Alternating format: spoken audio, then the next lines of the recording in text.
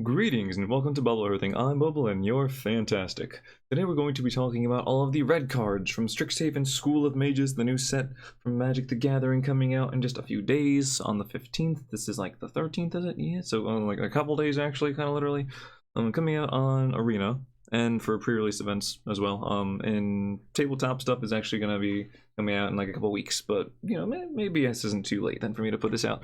Let's take a look at what the red cards have in store. Alright, Academic Dispute. And we have a learn card right away. Look at that, gotta love it. Alright, for 1 red, you have an instant speed. Target creature blocks this turn of Fable. You may have it gain reach until end of turn.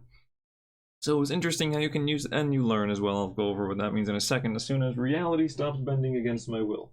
Okay, better. So, let's see. So first off, just the ability without the learn thing is, it's nice that you can use this both offensively and defensively, where you can either, if your opponent's attacking, sure, I'm going to use it on my creature, I'm already going to block, and it just gives it reach if your opponent has a flyer. Or you can use it another way as well. If you have a creature that you want your opponent to block with, that you want this one to die, you can attack with a big thing and say, I'm going to dispute your guy, your little thing, force it to block that one creature that's attacking, because if you only have one, then it has to block that one, right? And then probably make that combat happen, whatever you like. And I guess the fact that it gives it reach is also, or you may have it gain reach, is nice, because if you have a flyer as your big thing and you want to kill their smaller thing or whatever, maybe you have a death touch flyer, who knows, then it gets around that, like, well, it has to block it but it can't, so oh well, sucks to suck now. Oh, look at this, I'm kind of almost blending. I don't know, there's a weird like color shift going on, whatever. There's some kind of thread that's poking my arm. Anywho, the other ability we have here is learn. So what does learn actually mean? Well, let's read it, then we'll go over it, then we'll understand it. Okay, that's how we learn, right? Okay. You may reveal a lesson card you own from outside the game and put it into your hand, or discard a card to draw a card. There's a third option there. I'm going to say this how many times, I don't know, probably once for each video I make here, where you can just do nothing, because it says you may reveal a lesson card or whatever, so technically it's there, but it's not really obvious. But yeah, if you just like your hand how it is, if you don't have any lessons to pull, or you don't want to pull any lessons, you don't have to. You can ignore it entirely. Which I think also means that if your opponent like forgets to do it, not exactly the most wholesome of things to do there, but if they forget to, then it is an optional trigger, not an actual like mandatory thing. So, but be a good sport. Be like, hey, by the way, learn. I mean, don't trust me. When you both learn, it's a better experience, right? There you go. You teach them something and they learn, then they kill you, but you're better for the exchange. Anyway, so maybe not. Lessons aren't that great. But what is a lesson card? Well, a lesson card is one of a few sorcery speeds. It'll actually say sorcery lesson next to it. It's a type of sorcery now. Oh, yeah. Stop doing that. Where they're kind of like watered down effects of cards we already have, but they kind of just cost more. So there's a few there's one that like lets you draw cards, lets you get search for land, put land in your hand. There's one that just like is a kill spell, which is okay, but they're usually pretty expensive for what they do, which is pretty mediocre. But I see that as more of a toolbox and less as a value play, where whatever the situation is, especially in Limited, where you don't really have too many things, and maybe you manage to get a few lesson cards, maybe not, you're able to pick the card that's good for the whatever predicament you may be in. If you're doing pretty well, maybe just draw a card, maybe get some land. If you're in a tight spot, well, you have an expensive kill spell, but at least it's a kill spell, right? And of course, you can always just discard and draw if you don't have any or you don't want to.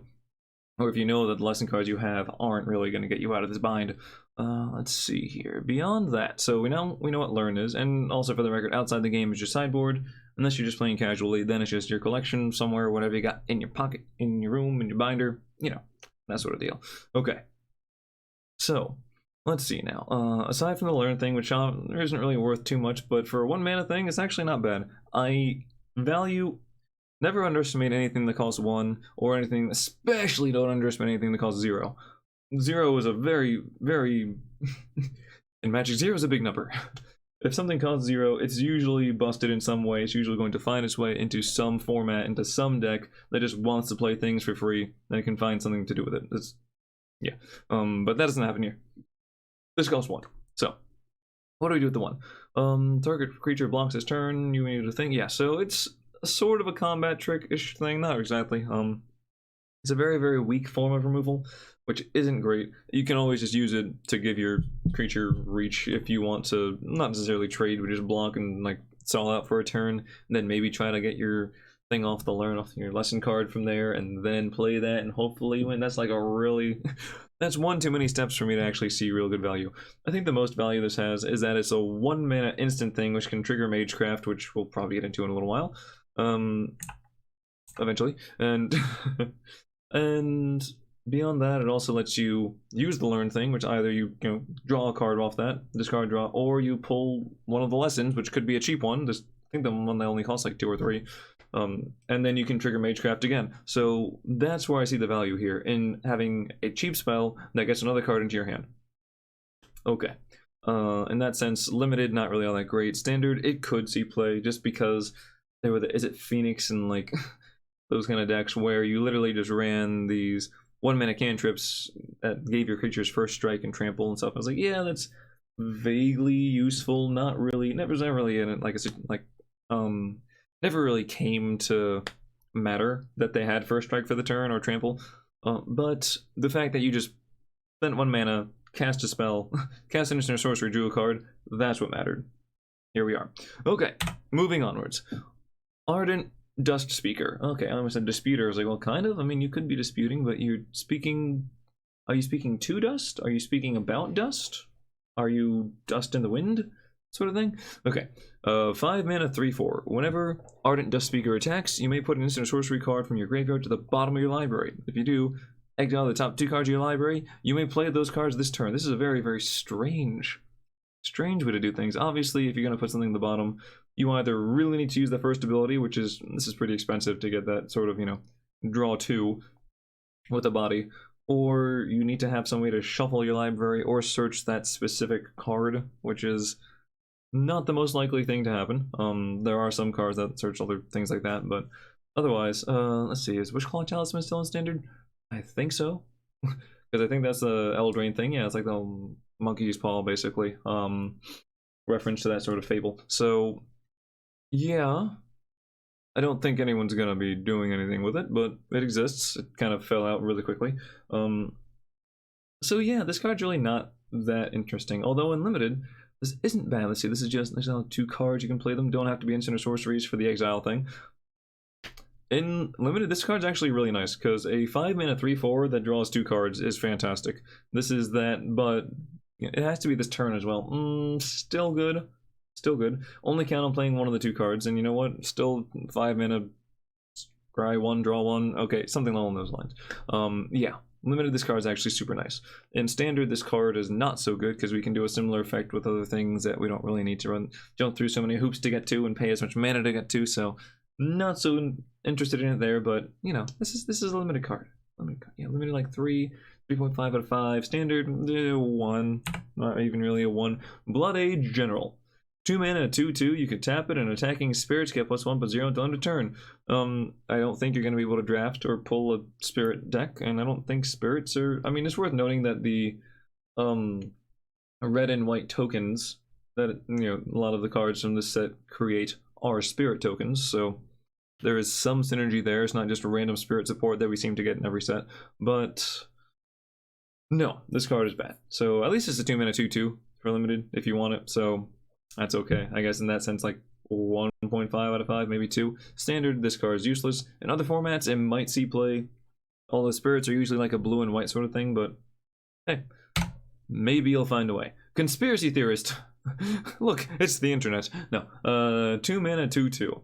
Whenever Conspiracy Theorist attacks, you may pay 1 and discard a card if you do draw a card. So you have the option to rummage. Okay, that's fine. Whenever you discard 1 or more non-land cards, you may exile 1 of them from your graveyard. If you do, you may cast it this turn. I really wish this thing had flavor text on it. I think this thing would be funny.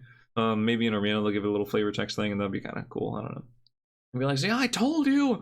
I don't know. I don't want to like start anything, but I knew it all along!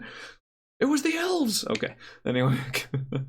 So, let's see. So you have the first thing when it attacks, which can help, which can trigger the second ability. Let's see, when you score, it has to be a non-land card. You can exile 1 of them. If you can cast it. That's actually a really nice ability there, because it's basically pay 1, draw a card, and you can play the other card if you want to this turn. Huh.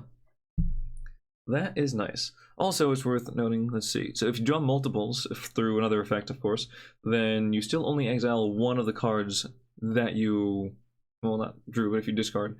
If you have to discard multiples for some reason, you're only able to cast one of them, you pick one. But of course, if it's, you know, multiple discard effects, then each one will trigger this. So, okay.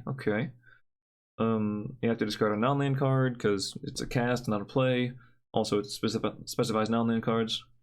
So now we have to wonder how much discarding are we going to do. You can use this with Thrill of Possibility. We already have Riel as a thing. I don't think cycling discards. No, you pay 2 mana. Is it pay 2 mana and discard? Yeah, it is actually. That's why cycling works with Riel, because you're discarding. And then you can cast it afterwards if you want to. This could fit into the cycling deck. It's not the strongest card in the cycling deck, but not bad either. In limited, this card's actually pretty fine. Like, you might only get one attack with it because you have to attack, and then it's just gonna die. You pay one, you do the thing, you do the other thing, you get a little value there. Okay, you don't feel too bad about that. Like 2.5 out of 5 there.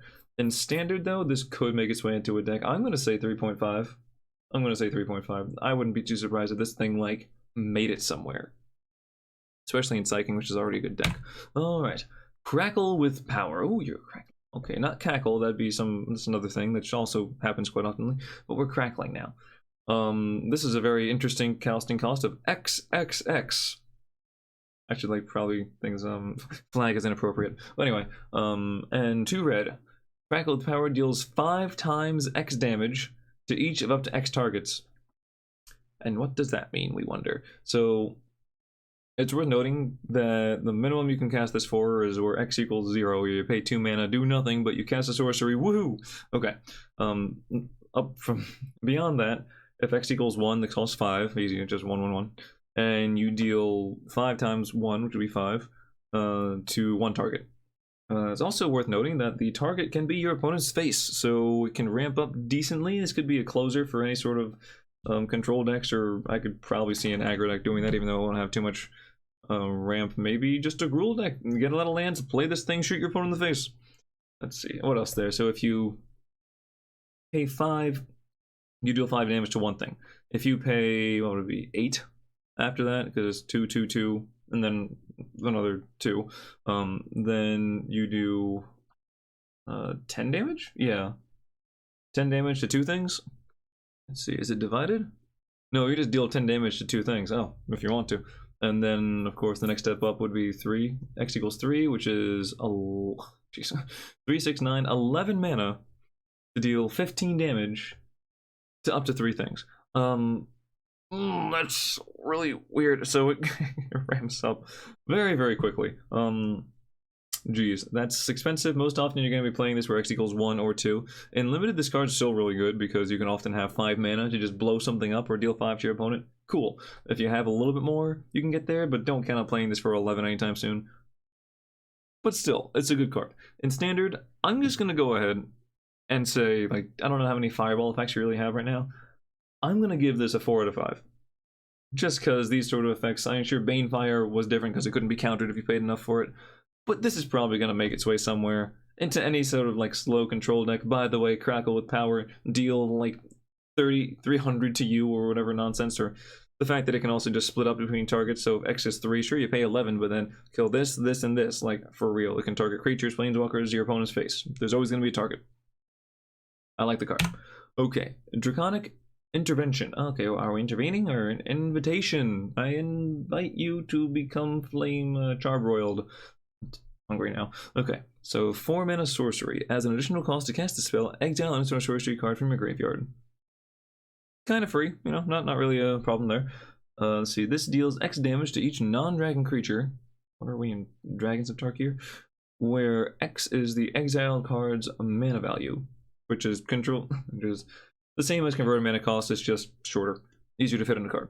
If a creature dealt damage this way would die this turn, exile it instead, and you also exile this card after you cast it. Okay. So, what do we have here? We already have Soulseer, which is just 3 mana, deal 5, and exile whatever. Or rather, I think it means that it can't be regenerated this turn, or gets around indestructible.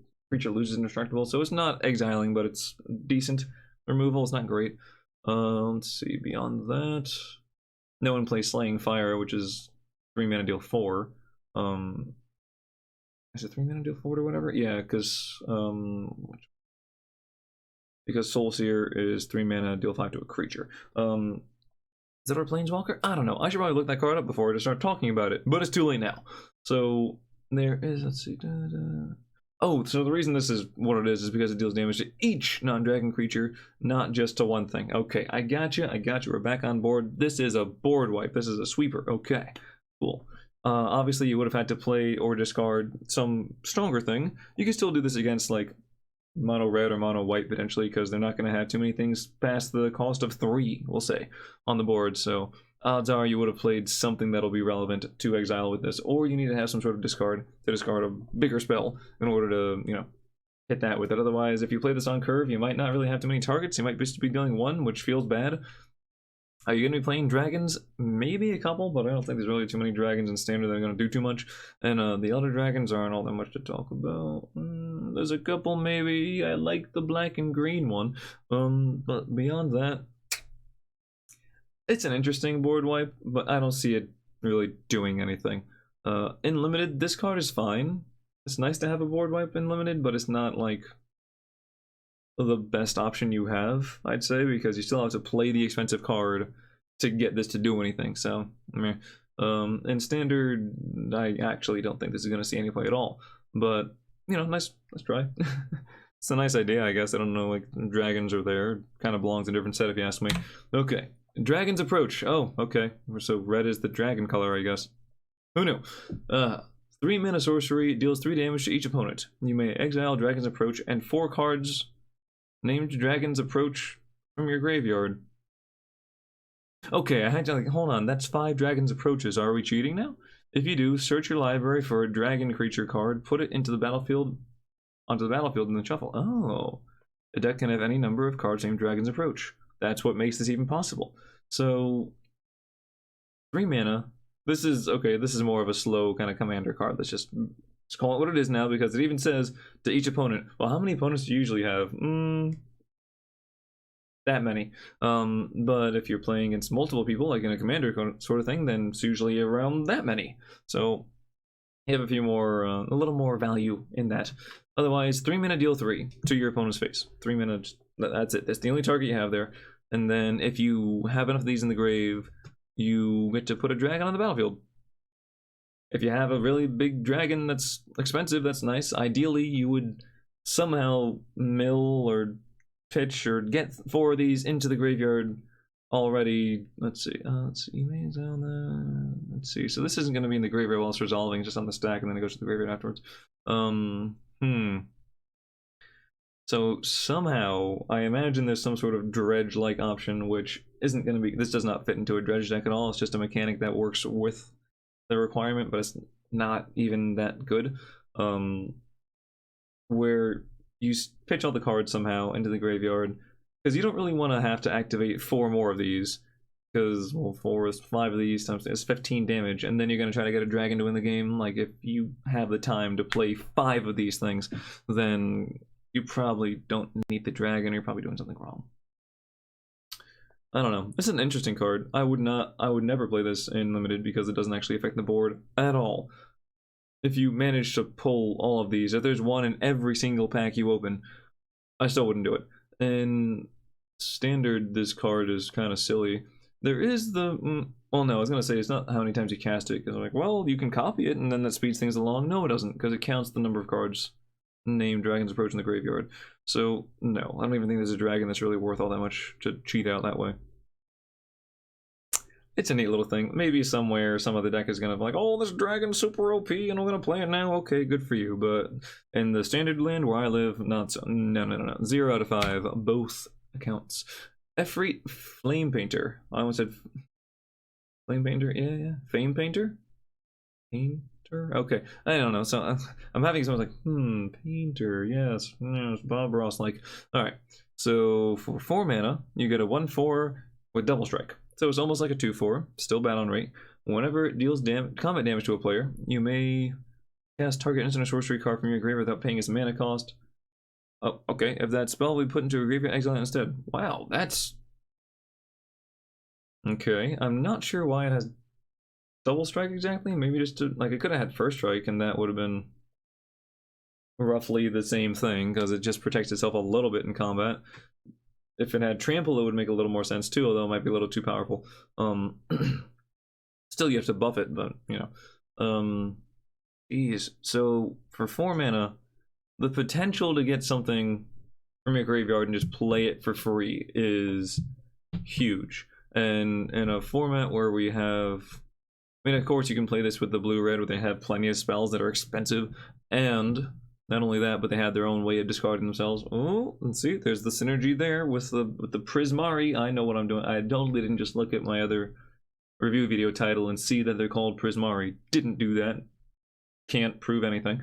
But in limited, this card's useless. This card's terrible. So unless you have like buffs out the door, I don't know, buffs coming out of your ass, whatever, buffs for days, then no. In standard, I mean, this is not like Thunderkin Awakener or something. This is not close to that. And then there's the other one that's like Storm Herald or whatever, which does a similar thing, but it's based on, this isn't that even. Ugh. How is this thing going to deal combat damage? You need to run this with like, what was that, Tetsuyo Umezawa or whatever? Yeah, the one that gives all your weak things unblockable, because this is weak. Maybe there's a place for that in historic, but not in standard. No. When it works though, it'll be like super satisfying. Don't get me wrong. It'll be like, oh yeah, I got there. And you'll get there like one time out of 10 games, and then you'll be done. You'll play your 10 games. You'll get there one time. It's like, okay, cool, and I'll put that deck to the side, to the virtual side. Doesn't even really exist, but it's going over there. Okay. Enthusiastic Study. For 3 mana, you get an instant spell. Target creature gets +3/+1 and gains trample until end of turn.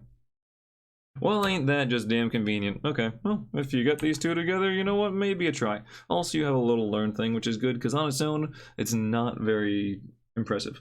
3 mana, I buff my thing up and maybe kill your dude, and well, actually, probably kill your dude, maybe survive, because it's only +1 to the toughness, right? So not that relevant. If you put it on something like this, though, guess what? It's a 4/4 double strike trample. Now that's pretty damn strong. What else? It has to deal combat damage first. Okay. Worth noting, I'll say, if you do give it trample, that oh, you know why it has double strike? Okay, because it'll do combat damage twice in a turn, so you can pick 2 different things and cast them for free. Okay. Damn, so when this actually hits, it could be super strong.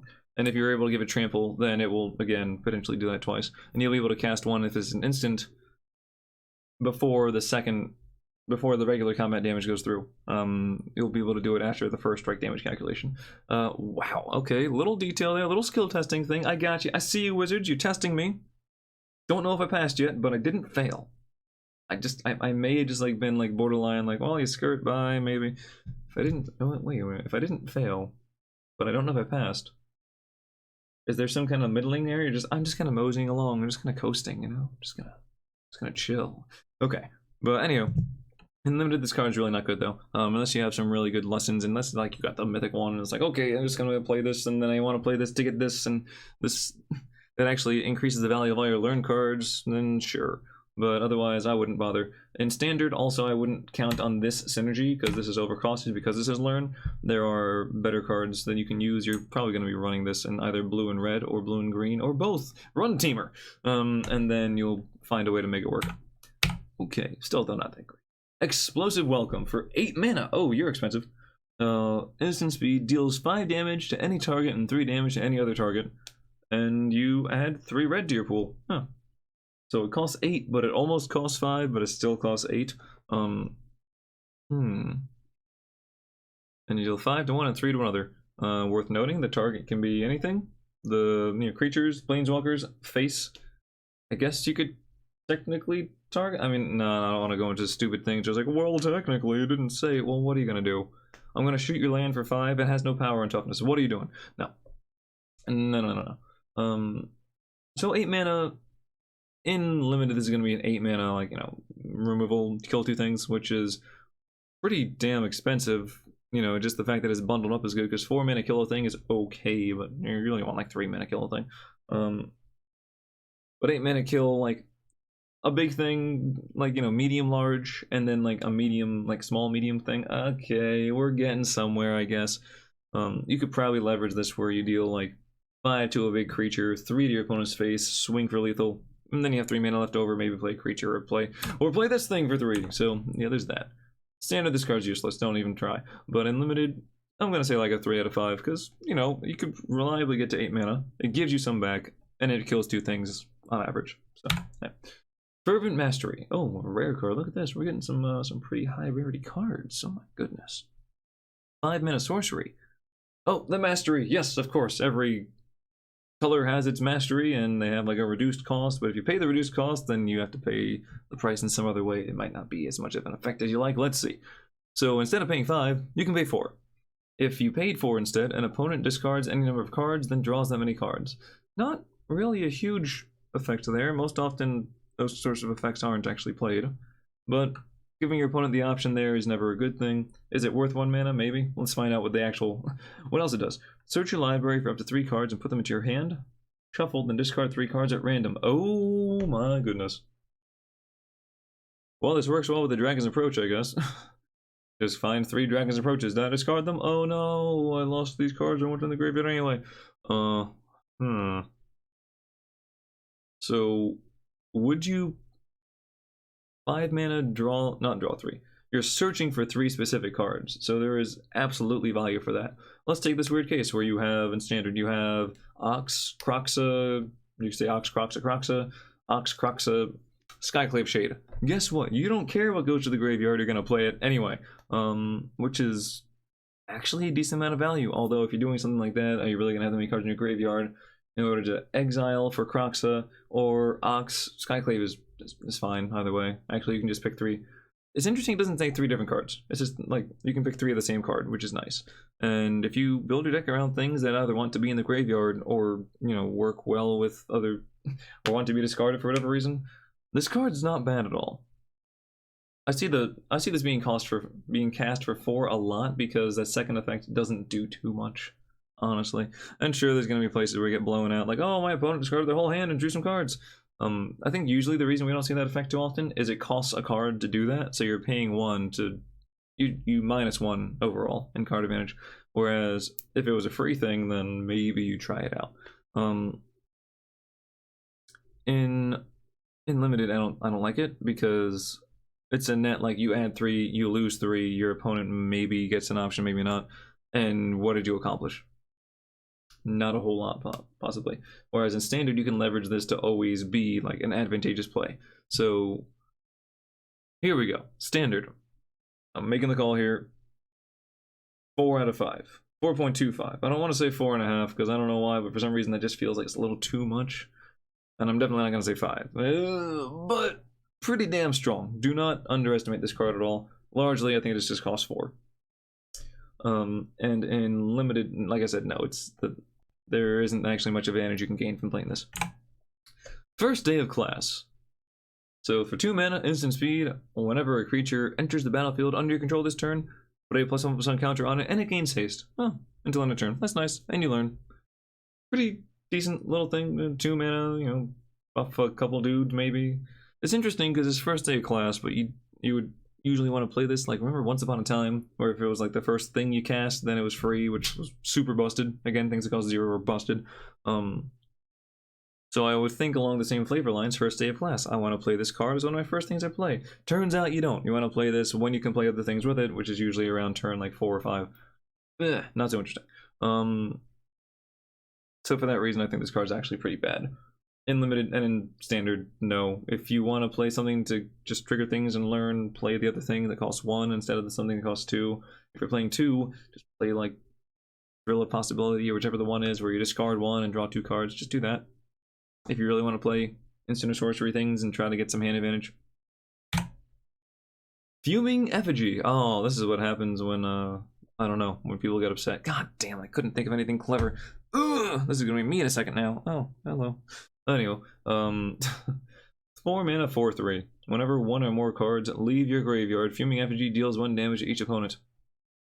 Leave your graveyard. How are they going to leave your graveyard? And specifically, It does say one or more cards, which means that it only triggers once if you like exile the graveyard. If you unleash Croxa or Ox or whatever, it still only does 1 damage. Not that interesting. Also, if you reanimate a creature, that'll trigger it. If you add a thing from your graveyard to your hand, that triggers it. I think we get the idea. No. This doesn't do anything for me. 4 mana, 4/3. Wow. This is me when I play this card. Oh, I thought I was promised value. Instead, I'm gonna take a drink from. Is it Void Water? It's kind of Void Water. No one saw that little droplet land on my nose. Nope, no one at all. I don't have a good enough camera for that. Yeah, 2 out of 5 in limited. It's a decent sized body at least. It's not great. It's actually understated, but you can't really ignore 4 power for very long. And in standard, useless. Completely useless. Hold on 1 second. There you go, just had to clear my throat. Definitely not corona, just saying, definitely not any sort of virus that's going on right now. I'm fine, I just had to clear my throat. Now then. 3 mana 2/2. This is an elemental? Oh, I thought it was like a goblin. Look at that. It looks kind of like a goblin. Oh, it's an Ignis. Okay, they do that. Alright, that's a thing. They've had Ignises before. Alright. 3 mana 2/2. Bad. You can pay a red and return this to your hand as the cost. Add colorless red to your mana pool. Activate only as a sorcery. Wait, is this a reprint? Hold on, I'm actually gonna. I don't even care that this is like in the midst of things. I'm pretty sure I've seen this card before. What set was this from? Time Spiral. Yeah, sure. Time Spiral Remastered. Yeah, this is absolutely a reprint. Oh my goodness, that's hilarious. So you pay 3 to potentially have 3 mana later on. I know Strixhaven. Time Spiral, Modern Masters, Future Sight. It's a strange card where it's like a little mana bank. You pay 1 and you get the other stuff, so you get 2 mana out of it. Which is a weird kind of combo thing you can do, and there's probably some way to reduce the cost of it and whatever, and then end up just like infinite mana, but maybe it's all colorless because you gotta get red, but you gotta pay red. Ultimately, this card's not worth a whole lot. In standard, I think there's just better ways. If you want more mana, this is not netting you all that much. And in limited, no, it's a 3 mana 2/2. No. But it's fun to see a reprint like this, which I never thought would even. I never imagined that card would come back. So, no. Cool. I guess it makes it cheaper now. Hall Monitor. Was this card already in Modern? I don't even know. I want to see. Hold on. It's in legality. Because if not, this could be. It was already Modern legal? Or maybe it's. Hold on. I don't know where Modern Masters and stuff fall into the realm of, like, 8th edition onward. I don't know. If it was already Modern legal, then, like, whatever. If it wasn't, then I guess it's a neat reprint because they banned Simian Spirit Guide. And I could see this as like, look, we're putting some little sneaky mana right back in there. Ah, bullshit. Alright, Hall Monitor, 1 mana 1/1 with haste. Pay 2 and tap it, target creature can't block this turn. Unlimited is fine, 2 out of 5 there, because maybe you just really want to get past that wall or your opponent's big thing, and like, the one thing that they have on the board that's holding you back from attacking, because it's just going to whittle yourself down, suddenly can't do a damn thing. In standard, it's useless. It's absolutely useless. If it was just tap for the effect, then it might be okay. You could potentially see this in mono red because a 1 mana 1/1 with haste that does something else, sure. But a 1 mana 1/1 with haste that has, you gotta pay for the ability, no, you want to use that mana to just create more dudes. Alright, Heated Debate. 3 mana instant. The spell can't be countered. Ooh, you have my attention. Deals 4 damage to target creature or planeswalker. Ooh, I don't hate that. I don't hate that at all. It can't go face, so whatever. In limited, this card's fantastic because 3 mana, deal 4, kill something, and there's not too many counters going around, but this can't be countered. This includes by the ward ability. Nice. So if you're if you're hitting a creature and it has ward 2 or ward pay 3 life, you can just ignore that and it gets through it anyway. All right. Wow, unintentional Owen Wilson, but here we are. Yeah, that's the guy. I was like, hold on, which one of the Wilson brothers is it? Yeah, it's Owen. All right. Not Luke Wilson. So where are we at with this now? In standard, probably not too much play there, because unless this thing, because it can't go face, it's probably not going to see any play, because there are better ways to you just want to kill things outright. You don't want to deal 4 and see where it goes. But it's cool. It could see sideboard play maybe, but you're going to sideboard this against things that have counters in them. So it's going to be a control deck, which is going to have planeswalkers. Is 4 enough, or do you want to just be able to kill it some other way? You know, it's iffy. But yeah, it's kind of neat. All right, Igneous Inspiration. Look at the card. It's the card. This one made things a little bit wider, a little thicker. This one's a little thinner. You know what I mean? You know what I mean. 3 mana, sorcery speed. Could have sworn it was going to be a creature, but it's not. Deals 3 damage to any target, and you learn. If this was instant speed, that'd be okay.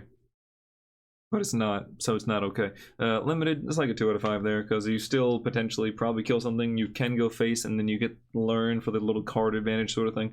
In standard, this card's useless. Okay, we got that one down pretty quickly. Illustrious Historian.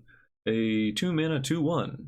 You can pay 5, and exile it from your graveyard. You make a tapped 3/2 red and white spirit creature token. That's one of those tokens I told you about. You know what? That's not too bad. In limited, like 2.5 out of 5. It gives you more value later on. It's not even, like, it's not good value to pay 5 mana for a 3/2. The fact that it's tapped also means you can't just, like, flash it in there, block something, and, you know, go nuts. But you do it during the, you know, the end of your opponent's turn. You get a 3/2 tapped, untaps right away, maybe swing in. It's not terrible, but it's not great. But it's 2 out of 5 because it's basically 2 cards for 1. Standard useless. Standard Garbo, but it's kind of a nice little effect just to see printed. A 4 mana sorcery in Mascot Interception. The spell costs 3 less to cast if it targets a creature token, which means if it targets something in limited, because in standard, what do we have? Oh, we have Kioribus the Sea God with the Kraken token. It's hexproof. Stop. So gain control of target creature until end of turn. Untap that creature. It gains +2/+2 and gains. It gets +2/+2 and gains haste on a turn. So it's a active treason sort of effect, but it can potentially actually just claim the firstborn, because it can cost 1 as long as it targets a creature token, which is not bad. Let's see, it does. Okay, it's always creature. And even so, it buffs it and it gets haste. So odds are your opponent's gonna have to block it or take a huge amount of damage. Take a big chunk because they lose a blocker and then it swings in and stuff. Yeah, in limited, I like this card a lot actually.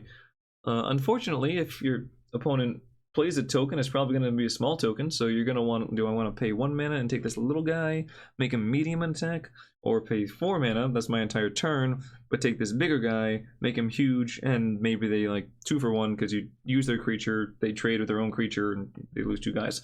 Yeah, unlimited, this is like a 3 out of 5, maybe 3.5, because it's pretty solid value there. If you have any sort of green or black cards that involve sacrificing, obviously it's even better, but maybe you do, maybe you don't. Let's see. In standard, this is claim the firstborn still in standard. If it is, this will not replace it. If it isn't, this will not replace it. Unless tokens somehow take over, which is unlikely. I don't see that happening anytime soon. And if it does, like, that means tokens are usually more of a go wide sort of mechanic. So this isn't going to help you gain control of one thing. Pigment Storm. Oh, look at that. It's artistic. Oh. It's raining. What was it? Vanta Black. Oh my goodness, it's not even the blackest black anymore. There is actually a blackest black, and then there's like 2.0 and 3.0. Then there's some other one that came out now, which I'm gonna put it on a car. It's like, I don't even know if this is street legal, but I'm doing it anyway because I want views. Alright, 5 mana sorcery, deals 5 damage to target creature. Excess damage is dealt to that creature's controller instead. So basically it has trample on a spell, on a sorcery thing which we've seen before. It's not very exciting, it's not very good. I'm gonna 1 out of 5 in limited. It's removal, but it's expensive removal, and you know, it doesn't really, even at sorcery speed, it's expensive, slow removal, but it is removal, so it gets a point for that. In standard, this is not good. This is gonna be some kind of silly deck that maybe like buffs the damage you do a million times and then suddenly it kills you, but you can already do that with other spells, can't you? Can't you? Yeah, probably. Ram through comes to mind. Don't know if that's really the ideal thing, but there's also something else that like lets you pierce through some giant that does like a similar effect. That sees no play. Pillar Drop Warden. I like to imagine he just takes the, just drops the pillar there. It's like, I'm just gonna go ahead and grab this glue stick, and there you go. I've done it. I am this card now. I have embodied the Warden. A 4 mana 1/5 with reach. I guess is tall enough. swing his hammer up in the air. You can pay 2 and tap it and sacrifice it. Return target instant or sorcery card from your area to your hand. Activate only as a sorcery. This card is useless. Okay, I'm gonna embody that whole Yu-Gi-Oh one. There you go. My grandfather's deck has no pathetic cards, but it does have Pillar Drop Warden. Oh, okay, and I can see. Yeah, this is not Exodia. This is not gonna. Why activate only as a sorcery? Like, you have to pay and sack this thing to do it. Why? This card's terrible. Okay, moving on. Ooh, a Phoenix. Okay, this could be something. 4 mana, 2/2. How do you come back to the battlefield? When it enters the battlefield, if you cast it, learn. 2/2 flyer haste. Alright. I learned from the Phoenix. It should be like, you know, educational Phoenix. Look at that. Hooked on Phoenix. Hooked on Phoenix! Yes, we found the way! Okay. As long as it is in your graveyard, if you would learn... Well, I should have seen this card beforehand. You may instead return this to the battlefield. So this is the angle you're taking, eh? You know what's actually awesome? Is if it's not legendary. So if you have multiples of these, and one of them, like, you know, say you have 2 in the graveyard, and you play this one, you can do the learn thing, but instead just return the others to the battlefield. And they can, oh, and they can just trigger each other. I mean, you can also trigger them all off the one thing, but you can, like, stagger it, so this one, and then, like, you know, the last one, you can actually get the learn effect off, basically, is what I'm trying to say. Oh, that's interesting. I like that. Oh, wow, this is like a super fun card. Oh my goodness, I love this card. This card's fantastic. This is like a 4, like maybe 3.5, like, but like definitely up there card in limited. If you have any sort of learn effects, like if you have 3 or 4 cards that say learn, hell yeah, play this thing. Oh my goodness, that's so much fun. And in standard, this is no replacement for Arclight Phoenix. Don't even go there. That's not even close. But oh, it's so much fun to play. Oh my god, 5 out of 5 just for the fun value, just for the, you know, Wizards, way to go. Now I see why the set symbol is a bird. What is it, an owl? Is it a phoenix? I don't know, but it's a bird, damn it. Turns out it's just a man with wings. This whole time. Oh, here's a lesson. Okay, you can pull one of these things too. 3 mana, sorcery, lesson. All lessons are sorceries, so there you go. Choose one, either start from scratch. Either it deals 1 damage to any target, or destroy an artifact. I don't like 3 mana deal 1. That's really, really rubbish. So you're probably going to play it for a destroy an artifact thing, which is still expensive for what it does, because destroying an artifact in red especially usually costs 1 or 2 mana. That's a very common effect that they have. It's not really anything out of the norm. So yeah, I mean, this is... So baseline, I'm going to say you should never play any lesson in your main board. I've looked at all of them. They're not all that exciting. I don't even know if this one would see sideboard play though. Maybe like 1 slot, just because maybe you want to do that. But there are just other things that are better. Even like your opponent has to be playing artifacts. Okay, sure. You throw it in your sideboard. If your sideboard is getting a little clogged, this might be one of the first ones to go. It's not interesting at all. Okay, Storm Kiln Artist. Oh, you're an artist. Look at you. Oh, very artistic. 4 mana. I was gonna say 3, but 4. For a 2/2, it gets +1/+1 for each artifact you control, which is 1 less now. Ah, okay. And Magecraft. Finally, the first red Magecraft card we're seeing here. My goodness, I'm only like 43 minutes in. I haven't seen a single one until now. So all the Magecraft cards have the same trigger, and then what they do when that trigger happens is specific to the card. So the trigger is whenever you cast or copy an instant or sorcery spell. Nice that it says copy. And then in this case, just for Stormkiln Artist, you make a treasure token. So whenever you do that, it gets buffed by 1, and also you generate mana. So the dream scenario is you have this on the board, and then you cast a whole bunch of 1 mana instant or sorceries that also cantrip. So they're essentially free because you generate the treasure tokens, and you buff this thing because why not? And you manage to just go through your deck. Okay, play this. I opt. I make a treasure token. I scry 1, draw a card. I sack the treasure token to not rush recklessly. That's not the card. You know what I mean. You play another opt. Okay, cool. You sack the treasure token and play a land, and you know, draw, discard a thing, draw two, do something. It can cycle pretty really well. And if you get multiples of these, they'll each trigger. So you actually be generating mana. If you keep playing 1 mana things or 2 mana things, you're free at that point. Ooh. Okay. In limited, this card's actually pretty good because you play 2 things, or you already have some artifacts. You play 2 instant sorceries, and this card is like a 4/2. It can easily get out of hand. And an X2 isn't really going to get too far because it gets blocked 1 time and dies, but it can still be quite formidable. In limited, I'm less worried, and in standard, I'm not at all concerned about the power, and like power and toughness. I'm not at all concerned in how hard this can punch. I like that it makes mana. This is random mana ramp that can just go in anything that casts instant or sorceries. So yeah. 3 out of 5. Here's my hot take. This card's gonna be super sick. Alright. Sudden Breakthrough. 2 mana instant. Target creature gets +2/+0 against first strike until end of turn. Not too interesting. But you make a treasure token. You make a treasure. And here's the clarifying text on what a treasure token is. So, yeah, it almost costs 1 mana. If you play it with this, it effectively costs 0 mana. They make mana of any color. If it was like tap, sack it, add, you know, generic or add colorless mana to your mana pool, okay, not nice but not too exciting. The fact that it's mana of any color, go off, just go off and play your whole deck, just all the cards enter the battlefield. There you go. What is it? Why are you running like Azusa Lost but Seeking? Because I'm gonna draw all the cards anyway. Oh my god. And there's even that other card in like green that lets you play all the lands you have in your hand for some reason. This is a deck. It can be like the same sort of meme combo deck as Song of Creation, where you end up drawing all the cards and winning in 1 turn.